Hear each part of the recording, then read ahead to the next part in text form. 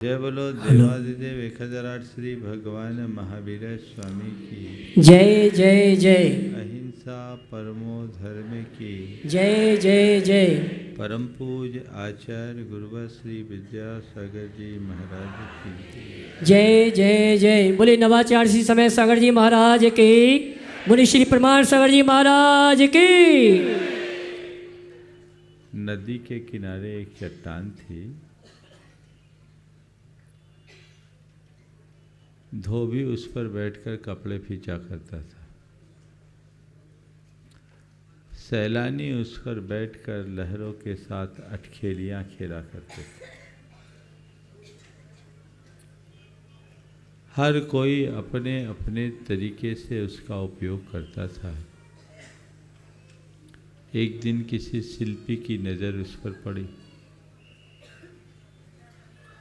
उसने उस चट्टान को सलीके से निकाला,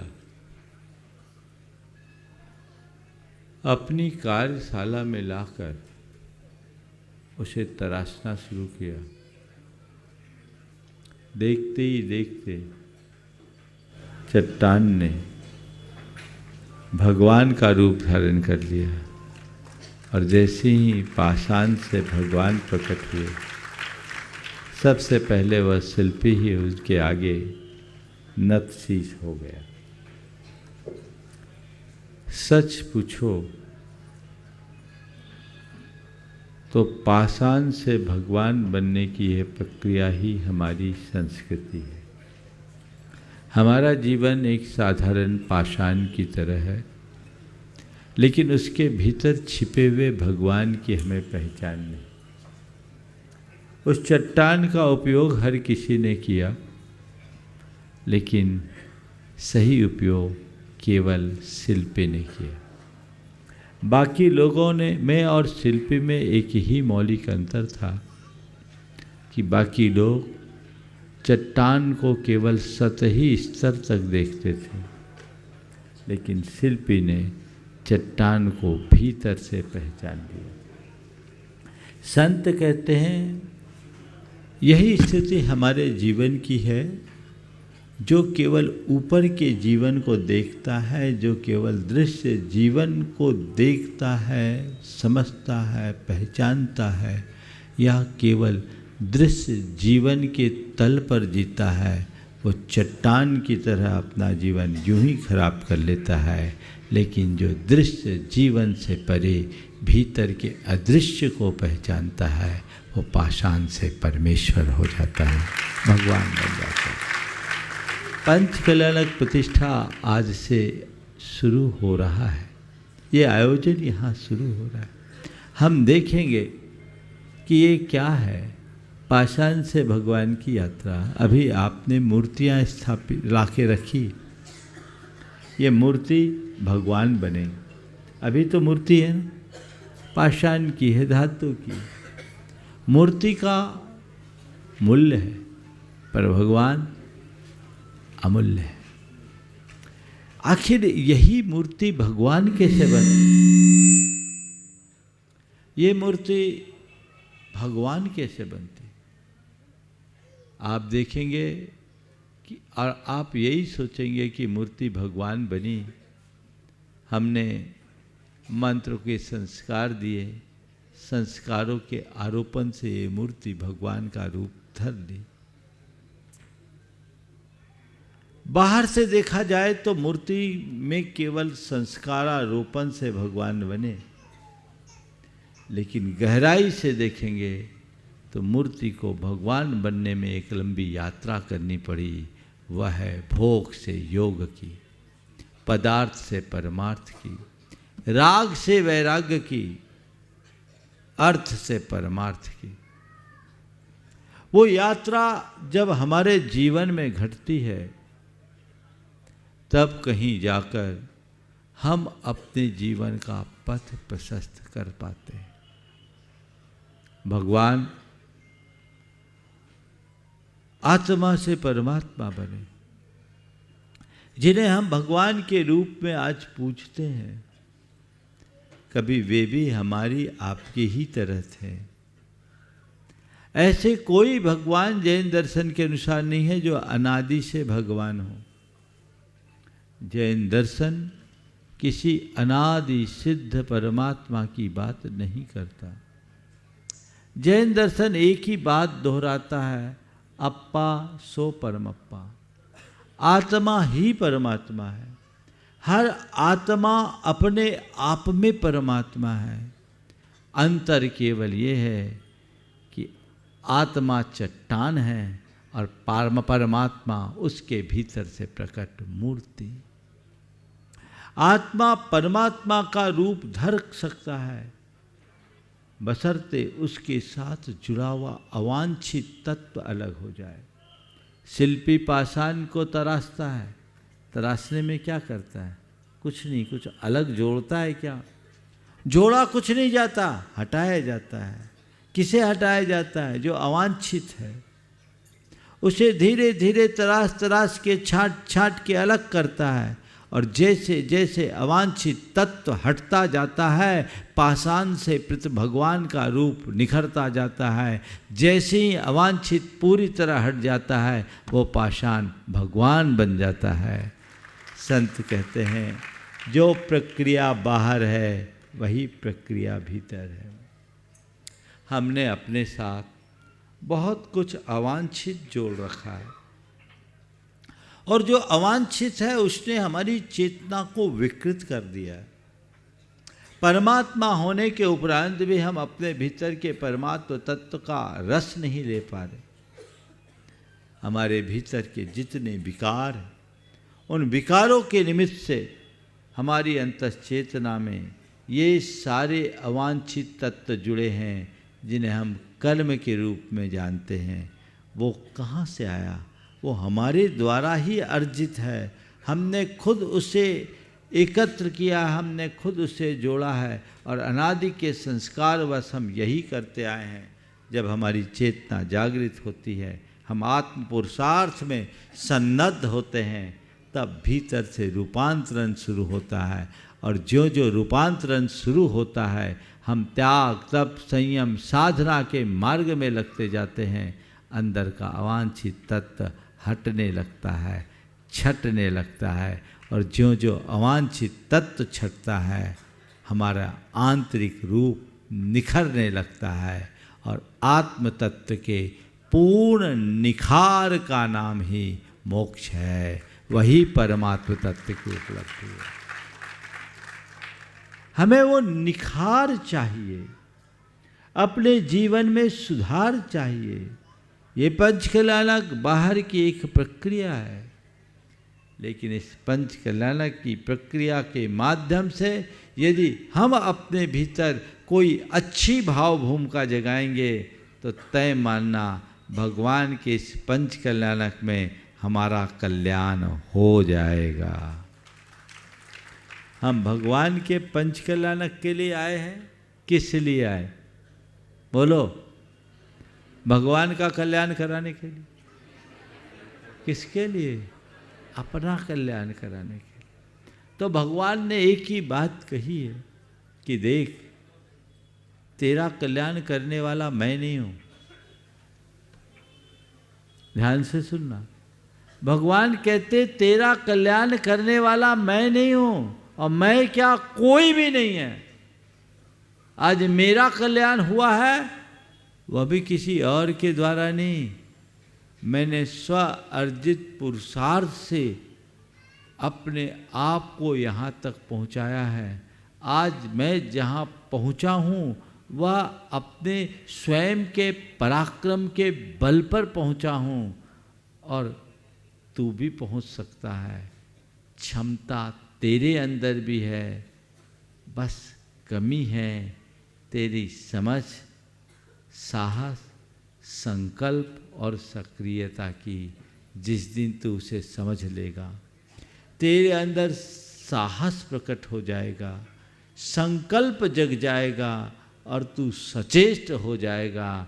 तू भी धीरे धीरे अपने जीवन को निखारते हुए उस पूर्ण निखार को प्राप्त कर लेगा, और आत्मा ही परमात्मा बन जाएगा। अपना कल्याण करना है कि नहीं करना है? तो कैसे करेंगे? महाराज हम तो इसी आशा से आए हैं कि आपका थोड़ा सा आशीर्वाद हो जाए तो मेरा कल्याण हो जाए। सच में यदि किसी के आशीर्वाद से कल्याण होना होता ना, तो हमारे सारे तीर्थंकर परमात्मा और बाद के आचार्य एक एक को पकड़ पकड़ कर आशीर्वाद बांटते कि आजा तेरा कल्याण हो जाए, क्योंकि सब बड़े दयालु थे।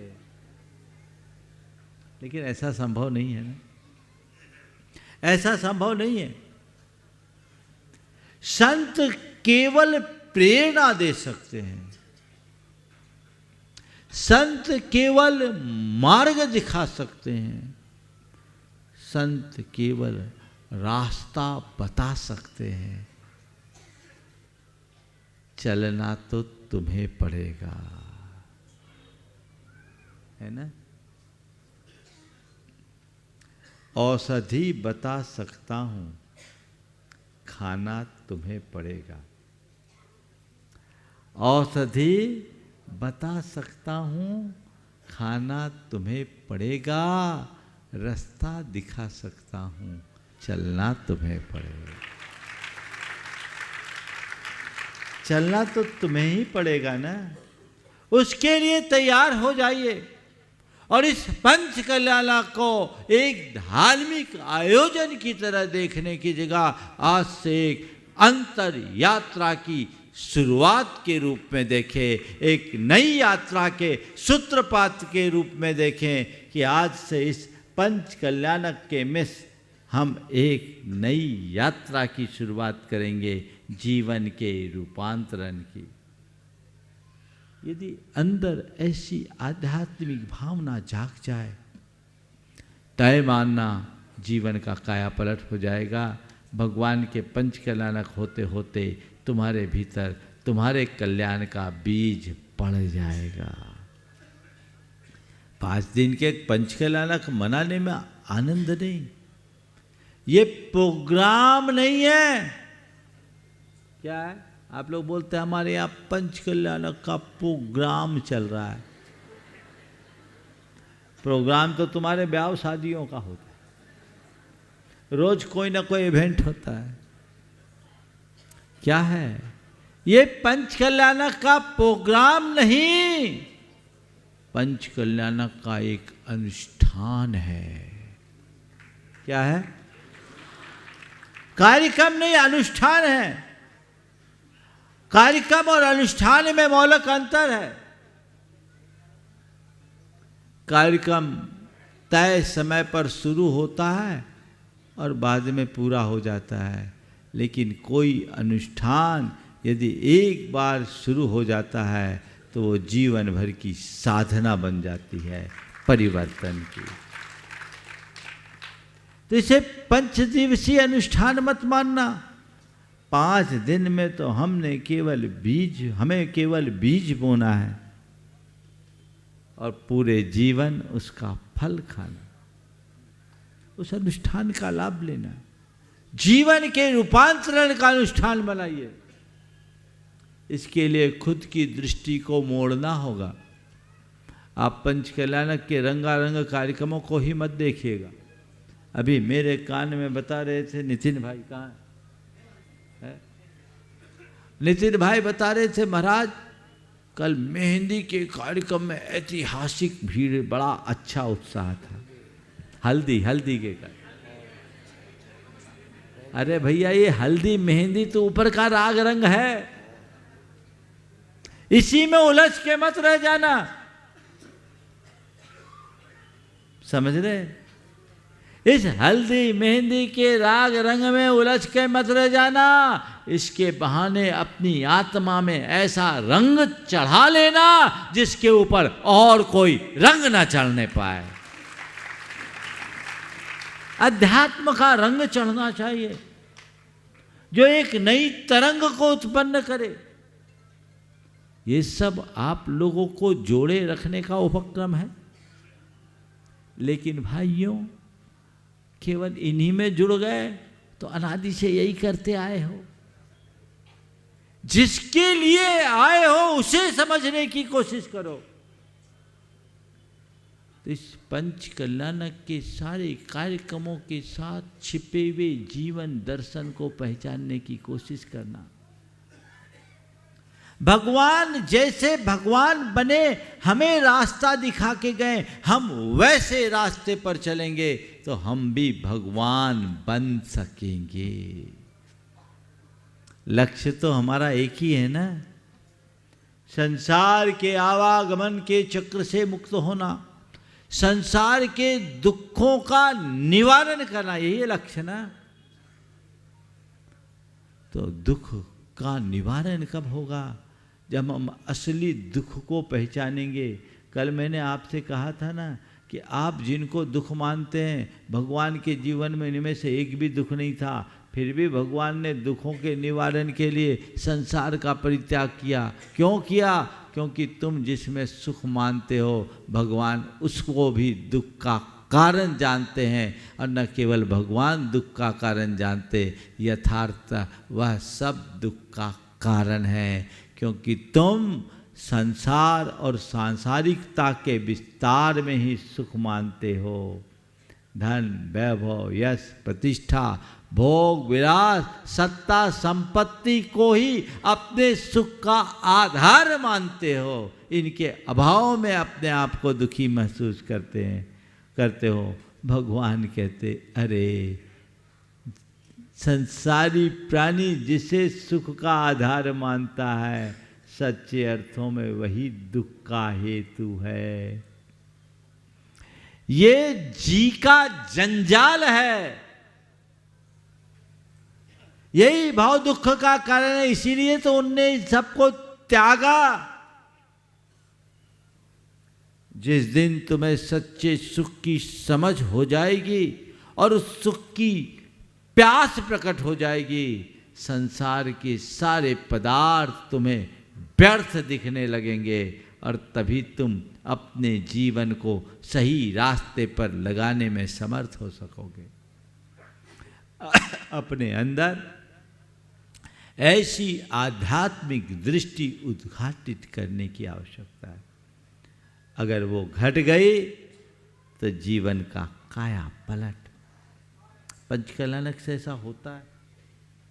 मैंने अनेक लोगों को देखा जो पंचकल्याणक में प्रमुखता से भाग लिए, चाहे सौधर्मेंद्र के रूप में या अन्य के रूप में, और अंतरंग से जिनने श्रद्धा सभर होकर इस भगवान की जीवन यात्रा को देखा, उनके जीवन में आमूल चूल परिवर्तन आया। मैं एक घटना आज सुनाना चाहता हूँ, कैसा परिवर्तन आता है। एक जगह पंचकल्याणक होना था, बोली लगी। अब बोली लगी और ऐसे व्यक्ति के नाम पर बोली टूट गई जिसका कुल्ला ही शराब से होता था, सुबह का कुल्ला। अब जैसे ही नाम से बोली टूटी, खुसर फुसर शुरू। शराब उसकी कमजोरी थी, लेकिन उस व्यक्ति में अच्छाइयाँ भी ढेर सारी थी। संपन्न था, उदार था और साधर्मी वत्सल भी था। उसकी प्रतिष्ठा भी थी, शराब उसकी कमजोरी थी, खुसर फुसर हुई। मैंने इशारे से पूछा, मामला समझ में आ गया, एक पल में भांप लिया। अब मामला बड़ा संवेदनशील था। यदि मैं सीधे सीधे चलता तो जैसे आज के सिद्धांतवादी लोग हैं, वो सीधे सीधे, अरे भैया इसको बोली ना दी जाए। अब मैं एक पल में ऐसा निर्णय ले भी सकता था और समाज को इससे कोई तकलीफ भी नहीं होती, पर मैं कभी नकारात्मकता तो रखता ही नहीं। मैंने स्थिति की गंभीरता को समझा और उस व्यक्ति को धीरे से मंच पे बुलाया, आशीर्वाद दिलाने के बहाने आया। मंच पे ही मैंने उससे कान में कहा, तेरा आज प्रबल पुण्योदय आया है कि आज तुम्हें भगवान के पंच कल्याणक में सौधर में इंद्र बनने का सौभाग्य हुआ। ये काम, ये लाभ तुम्हें पैसों के बल पर नहीं मिला, ये तुम्हारे पुण्य से मिला है। क्योंकि पैसों की दृष्टि से देखा जाए तो तेरे जैसे और तेरे से भी ज़्यादा पैसे वाले यहाँ बैठे हैं, वो रह गए। तेरा प्रबल पुण्य उछला कि आज तुम्हें ये सौभाग्य मिला है। मैंने कहा उसकी आंखों से आंसू, अंदर खुशी कि आज मैंने जीवन में ये लाभ लिया। श्रद्धा तो थी, संगति बिगड़ने से आदतें बिगड़ी हुई थी। मैंने धीरे से उससे केवल इतना कहा, आज प्रण कर ले कि अब इन हाथों में पवित्रता बनाए रखूँगा, इन हाथों को कभी अपवित्र नहीं होने दूंगा। उन्होंने कहा महाराज आशीर्वाद दो। चरणों में सिर रखा, उसके आंसू से मेरे पैर गीले हो गए। लगभग 2 मिनट तक वो सिर रखे रहा। मैंने आशीर्वाद दिया और भावना भाई, हे प्रभु अब इसका उद्धार हो जाए। वो पंच कल्याणक में जिस भाव से जुड़ा, प्रतिष्ठाचार्य भी और सारे लोग भी एकदम आश्चर्यचकित, असाधारण विशुद्धि। और उसके बाद उसी पंच कल्याणक में उसने रात्रि में 4 प्रकार के आहार का त्याग कर दिया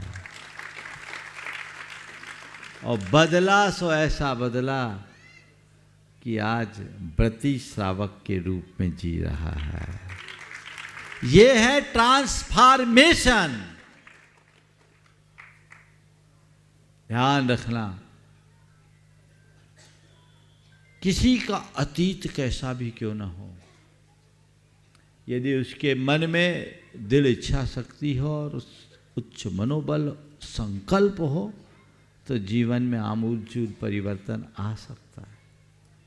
मैं मानता हूं यहां ऐसे कोई नहीं होंगे, लेकिन इतना तो है कि आप जो हो जैसे हो उसमें बदलाव अपेक्षित है कि नहीं है? हाँ, जैसे हो वैसे में वैसे ही रहना चाहते हो कि कुछ बदलाव चाहते हो? हाँ, क्या बदलाव चाहते हो ना? तो ये बदलाव कौन लाएगा? क्यों अनिल भाई, बदलाव कौन लाएगा? खुद को ही लाना होगा, खुद से लाना होगा। हमारे शास्त्रों में ऐसी व्यवस्था तो है कि मूर्ति में मंत्र फूके और उन्हें भगवान बना दे। ये व्यवस्था तो है, वही हम करने भी जा रहे हैं।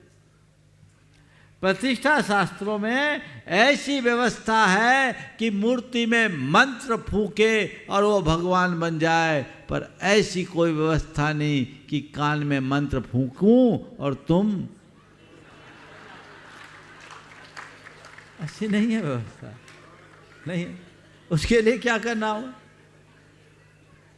उसके लिए तुम्हें खुद प्रयास करना पड़ेगा, है ना। महाराज कितना अच्छा होता अगर कोई ऐसी व्यवस्था होती तो हम लोगों को मशक्कत ही नहीं करना पड़ता।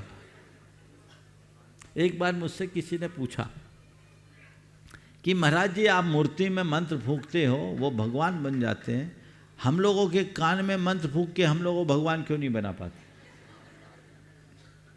अब पूछने को तो कुछ भी पूछ लेते हो तुम लोग। शंका समाधान में पूछ लिया कि मूर्ति में मंत्र फूंकते हैं, मूर्ति भगवान बन जाते, हम लोगों के कान में आप मंत्र फूंक के हमें भगवान क्यों नहीं बना देते हैं? हमने कहा बना सकते हैं, बशर्ते तुम मूर्ति जैसे बन जाओ। बना सकते हैं बशर्ते तुम मूर्ति जैसे बन जाओ। बोले क्या मतलब? बोले मूर्ति में हम मूर्ति को भगवान इसलिए बना देते हैं क्योंकि जो जो मूर्ति के कान में हम लोग डालते हैं मूर्ति उसे एक्सेप्ट कर लेती है, और तुम लोग इधर से सुन के इधर से निकाल देते हो, तो कैसे भगवान बनो? अगर हमारी बात को एक्सेप्ट कर लो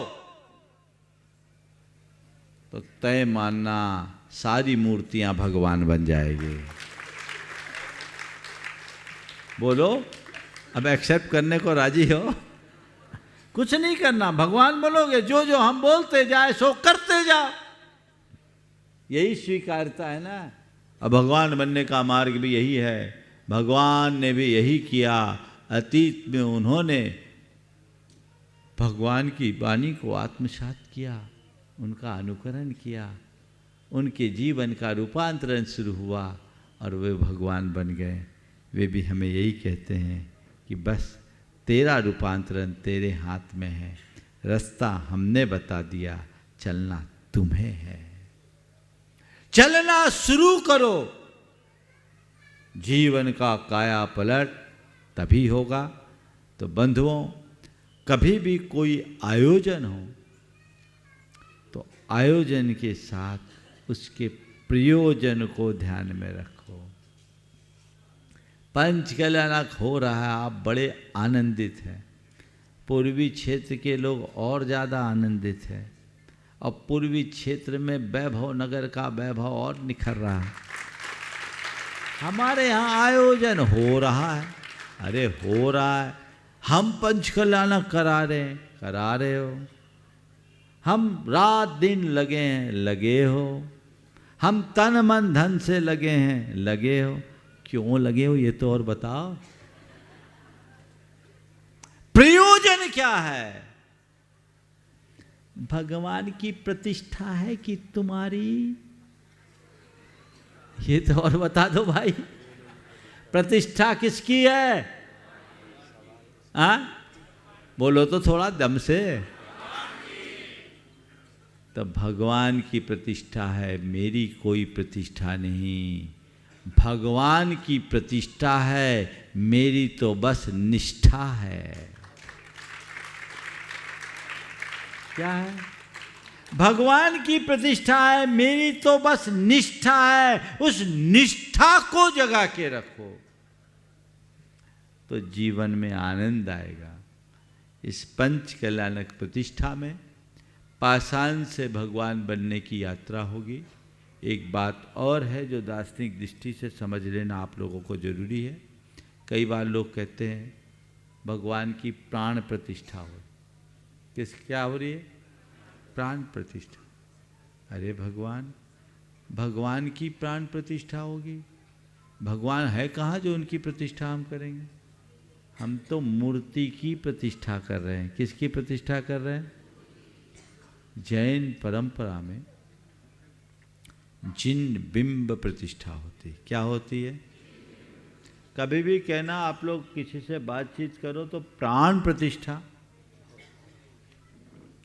भगवान तो प्राणातीत हो गए, वो सिद्ध बन गए। अब उनकी प्रतिष्ठा तुम क्या करोगे? हम जिन बिंब की प्रतिष्ठा करते हैं, जिन बिंब में भगवान के सारे गुणों को आरोपित करते हैं, गर्भावतरण से लेकर मोक्ष पर्यंत तक जो भी गुण अपेक्षित हैं, उन सारे गुणों को हम भगवान के बिंब में आरोपित करते हैं। और जब सर्वगुण उसमें प्रतिष्ठापित हो जाते हैं तो मूर्ति ही भगवान का रूप धारण कर लेती है। इसलिए हमारे यहाँ क्या है? जिन बिंब प्रतिष्ठा। और इसमें ये भी संदेश है कि जैसे बिंब में गुणों का आरोपण करके हम मूर्ति को भगवान बना लेते हैं, अपने जीवन के गुणों का उद्घाटन करके हम भी आत्मा से परमात्मा हो सकते हैं। मूर्ति में तो गुणों की प्रतिष्ठा होती है और जीवन में गुणों की प्रतिष्ठा करने की जरूरत नहीं है, गुणों की अभिव्यक्ति भर की जरूरत है। दोषों को हटा दें, दुर्बलताओं को हटा दें, दुर्गुणों को हटा दें, दुख दूर होगा। और जिस दिन दोष, दुर्बलता, दुर्गुण और दुख दूर होंगे, उसी दिन हम परमात्मा हो जाएंगे। परमात्मा है कौन? जिसमें कोई दोष नहीं, जिसमें कोई दुर्बलता नहीं, जिसमें कोई दुर्गुण नहीं, जिनके लिए कोई दुख नहीं, वो परमात्मा। भगवान कहते तू भी है तो वही,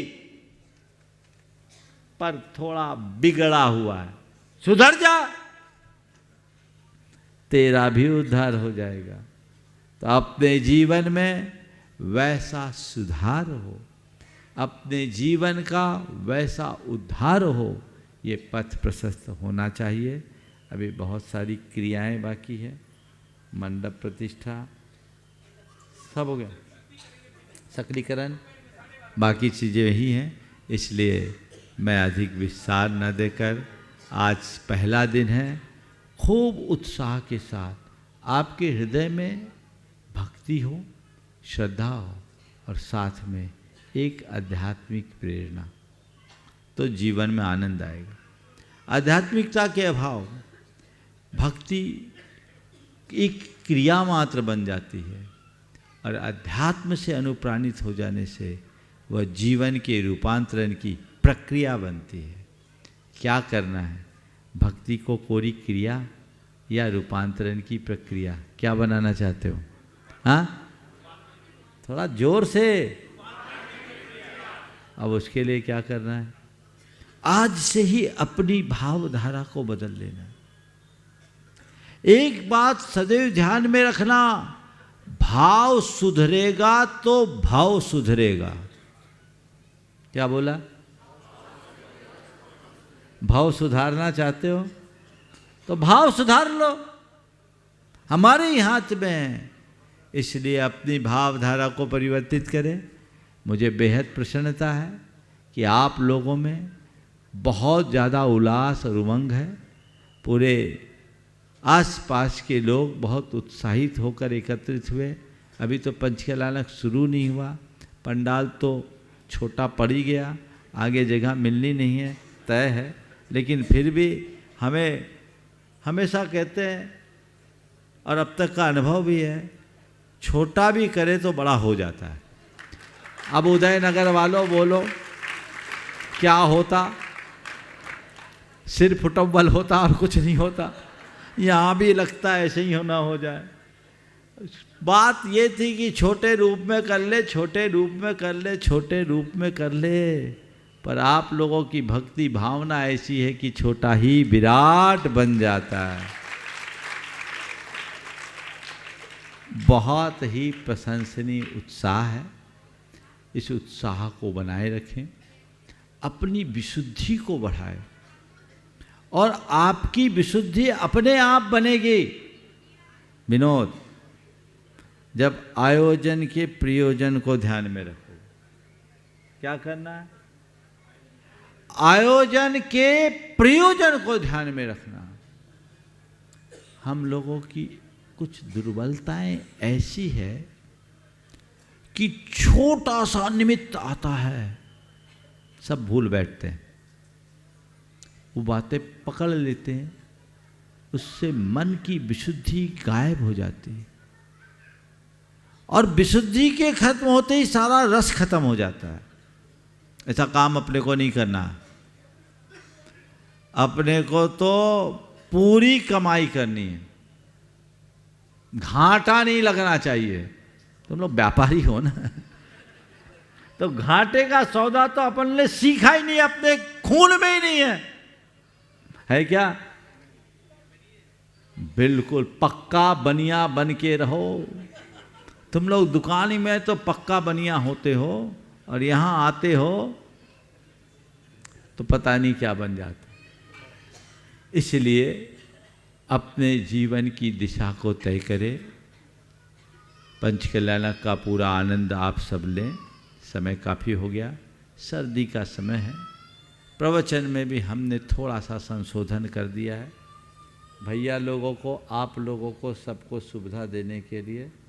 प्रतिदिन प्रवचन होगा, सुबह भी होगा, समयानुसार दोपहर में भी होगा और शाम को शंका समाधान तो होगा। लाभ आपको पूरा लेना है। सुबह का प्रवचन अब 8:40 से होने की जगह 9 बजे प्रारंभ होगा। लाइव वाले, अब चैनल वाले अगर प्रोग्राम को एक्सटेंड करेंगे तो ठीक है, नहीं तो एक दिन पुराना प्रवचन सुनेंगे और कोई उपाय नहीं है। उनके चक्कर में 8:30 बजे हम आप लोगों को ठंड में नहीं बुलाना चाहते हैं। हम उसमें अपनी भी सेफ्टी का ध्यान रखते हैं। दोनों, कोई चिंता नहीं, दोनों तरफ से है। तो सर्दियों में टाइम तो आप लोगों ने अपने अभिषेक का टाइम बदल दिया कि नहीं बदला? तो अष्टानिका के बाद जब अभिषेक का टाइम बदल जाता है तो प्रवचन का टाइम भी अपने आप खिसक जाता है, सब चीज़ें अपने आप हिसाब से चलती है। तो ये 9 बजे से प्रवचन होगा और YouTube पे तो जो यहाँ का कार्यक्रम होगा प्रमाणिक ऐप में उसी टाइम पर जाएगा, और शायद आदिनाथ चैनल भी प्रसारण कर रहा है ना, उसमें लाइव जा रहा है, तो उसको देखेंगे। पारस वाले अगर उस समय लाइव न देख सके तो प्रमाणिक पर उनको पूरा मिलेगा, उसका लाभ ले सकते हैं। आदिनाथ पर भी समयानुसार लाभ मिलेगा, आप लाभ लें। कुल मिलाकर भरपूर आनंद लीजिए। चातुर्मास के बोनस का कार्यक्रम मानिए इसको, है ना। और देखो किसी कंपनी का अगर प्रॉफिट अच्छा होता है ना, बोनस भी अच्छा मिलता है, और बोनस तो मिलता ही है, कभी कभी स्प्लिट और डिविडेंड भी एक्स्ट्रा हो जाता है। ये पूरा लाभ मिलेगा। पर बंधुओं, ये लाभ यहाँ आने पर मिलेगा, घर बैठे नहीं मिलेगा। घर बैठे तो रोज सुनते हो, अब ये सोचना यहीं से सुन ले, तो भैया महाराज इंदौर से चले जाएंगे तो भी वहीं से सुनना। अरे जब पास में गंगा बह रही है तो तट पर आकर के प्यास बुझाइए, आनंद लीजिए। इसलिए आप लोगों को आना है, और जगह की चिंता मत करो, बाहर मैदान में पर्याप्त जगह है और सब बन जाएंगे। भगवान का समोसरण ऐसा वृक्ष है जिस पर आने वाले हर पक्षी को सुर छिपाने के लिए जगह मिल जाती है। और चिंता मत करना, ये दाएं बाएं की दीवारें हट जाएगी, सब जगह पा जाएंगे। अभी जितने लोग हैं, व्यवस्था है ना, हमने दिमाग लगा लिया था, मेरा बी प्लान पहले से तैयार रहता है, हमने बोला नहीं था। बोले पंडाल छोटा पड़ेगा, मैंने कहा पड़ेगा, जरूर पड़ेगा। पहले छोटे को बड़ा करने में मज़ा आता है, बड़ा को छोटा करने में गौरव नहीं रहता। इसलिए दीवारें तो हटानी ही पड़ेगी, और कल से ही समझ में आ जाएगा। और आप लोग भी, आप लोगों के लिए पूरा ये मौका है, जितने लोग यहाँ उपस्थित हैं सब एक दूसरे को बता दें कि ये अब पता नहीं पंचकल्याणक के बाद महाराज कहाँ रहेंगे। ये तो अब गाड़ी छूटने वाली है, इसलिए हो जाओ तैयार कि गाड़ी जाने वाली है, इसलिए उसके पहले सवार हो जाना है। लाभ आप सबको लेना है। पूर्वी क्षेत्र तो पूर्ण लाभ लेगा ही, पूरा इंदौर लाभान्वित हो,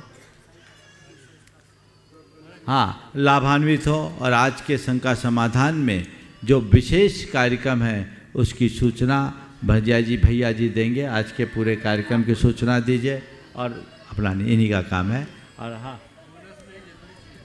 हाँ, आपके अध्यक्ष महोदय कह रहे हैं महाराज बोनस हमको पुख्ता चाहिए, तो वो बैलेंस शीट के हिसाब से बोनस मिलेगी, चिंता मत करिए। कैसे मिलते हैं वो हमारी बोर्ड बैठक तय करेगी, आप नहीं करेंगे, क्या होगा समझ गए ना, आप नहीं कर सकते। वो समय पर मालूम पड़ जाएगा कि कंपनी ने क्या पॉलिसी तय की है। आप तो लगे रहिए। हाँ, रिकॉर्ड डेट अभी ये पंचकल्याणक है। क्या है रिकॉर्ड डेट? क्या है? पंचकल्याणक है। तो जो पाएगा वही पाएगा, हर कोई नहीं, जो आएगा वही पाएगा। तो रिकॉर्ड डेट तक आप जितनी इक्विटी अपने नाम रखना चाहते हैं रख लीजिए, ताकि भरपूर आनंद लिया जा सके। समय आप सबका हो गया।